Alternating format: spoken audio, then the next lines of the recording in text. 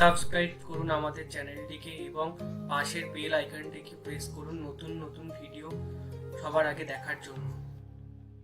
আজ আমরা জানবো কিভাবে এয়ারপোর্টের লোকেশন সিলেক্ট করা হয়। এখন আপনাদের অনেকে মনে কোশ্চেন আসবে যে এয়ারপোর্টের লোকেশন তো গভর্নমেন্ট সিলেক্ট করে, গভর্নমেন্ট যেখানে জমি দেয় সেখানে তো এয়ারপোর্ট তৈরি করা হয়। এটা একেবারেই ভুল। গভর্নমেন্ট যে জমিটি এয়ারপোর্ট তৈরি করা হবে ঠিকই, কিন্তু তার আগে দেখতে হবে সেই জমিটি এয়ারপোর্ট বানানোর জন্য উপযুক্ত কিনা। সেটি দেখার জন্য সিভিল ইঞ্জিনিয়াররা উইন্ডোজ ডায়াগ্রামের হেল্প নেয়।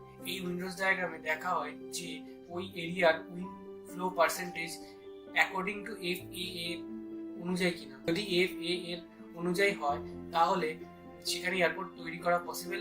যদি FAA রুলস অনুযায়ী না হয় তাহলে সেখানে এয়ারপোর্ট তৈরি করা পসিবল নয়। রানওয়ে বানানো হয় যে দিক থেকে দিনের বেশিরভাগ সময় উইন্ড ফ্লো করে সেই দিক থেকে, কারণ যদি একটি এয়ারক্রাফট টেক অফ করার সময় সাইড দিয়ে ক্রস উইন্ড এয়ারক্রাফটটিকে হিট করে তাহলে এয়ারক্রাফটটি ডিসব্যালেন্স হয়ে যেতে পারে। According to FAA cross wind 25 কিলোমিটার/আওয়ারের মধ্যে হতে হবে। ইয়ারের 95% সময় যদি ক্রস উইন্ড 25 কিলোমিটার/আওয়ারের মধ্যে না থাকে তাহলে মুম্বাই এয়ারপোর্টের মতো দুটো ক্রস রানওয়ে বানাতে হবে। রানওয়ে বানানোর জন্য সিভিল ইঞ্জিনিয়ার্সরা উইন্ডোজ ডায়াগ্রাম ইউজ করে। এই ডায়াগ্রামে উইন্ড ডাইরেকশনকে 16টি ভাগে ভাগ করা হয়। তারপর সারাদিন ধরে দেখা হয় কত সময় ধরে উইন্ড কোন দিক থেকে ফ্লো করছে। এরপরে সারাদিন ধরে এই অবজারভেশনের উপর ভিত্তি করে কোন দিক থেকে কত % সময় ধরে উইন্ড ফ্লো হচ্ছে সেটিকে নোট ডাউন করা হয়।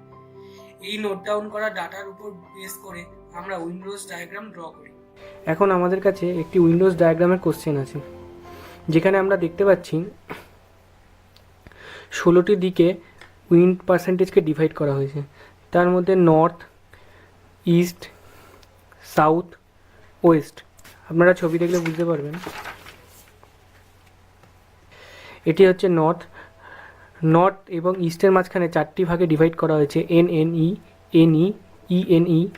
সেরকমভাবেই ইস্ট থেকে সাউথের মধ্যেও 4টে ভাগ করা হয়েছে, সাউথ থেকে ওয়েস্টের মধ্যে 4টে ভাগ করা হয়েছে, ওয়েস্ট থেকে নর্থের মধ্যে 4টি ভাগ করা হয়েছে। ফার্স্টে আমাদেরকে উইন্ডোজ ডায়াগ্রাম ড্র করার জন্য একটি সার্কেল, 2টি সার্কেল, 3টি সার্কেল এবং 4টি সার্কেল ড্র করতে হবে। তার মধ্যে প্রথম সার্কেলটির শুরু 0% এবং সেকেন্ড সার্কেলটিকে 10%, থার্ড সার্কেলটিকে 20% এবং ফোর্থ সার্কেলটিকে 30% আমাদের ধরতে হবে। আমাদের কোশ্চেনে দেওয়া পার্সেন্টেজ অনুযায়ী আমাদেরকে এই সার্কেলগুলির মধ্যে প্লট করতে হবে। যেমন নর্থ দিয়েছে 2.7%, এখানে 2.7% প্লট করা হলো। তারপর দিয়েছে NNE 5.7%, এখানে 5.7% প্লট করা হলো। এরমভাবে প্রত্যেকটি পয়েন্ট প্লট করতে হবে। এরপর যে পয়েন্টগুলো পাবো সেই পয়েন্টগুলোকে আমাদের যুক্ত করতে হবে। যুক্ত করার পর আমাদের সামনে ক্লিয়ার যে ওয়েস্ট থেকে ইস্টের দিকে উইন্ড বেশি টাইম ধরে ফ্লো হচ্ছে।